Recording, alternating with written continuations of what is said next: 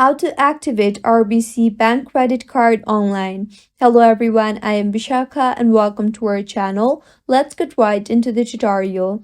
In order to activate RBC Bank credit card online, it is mandatory that you must already have enrolled or registered for an online bank account of RBC. Only then you will be able to activate the RBC credit card online. Now, open your preferred browser and in the search bar, search for rbc.com. You will be led to the official webpage of Royal Bank of Canada. Now make sure you are signed in. If not, tap on the sign in option at the top and go ahead and enter your login credentials. Once signed in, you will be directed to the home page. On the top right, you will see the option for cards.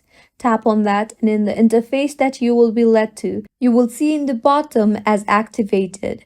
To activate your credit card, first of all, select the credit card that you wish to activate and then click on the activate button. Now you will be required to provide your card number. After that, tap on the submit button. Once you are done, you will be asked to create a password and a PIN as well.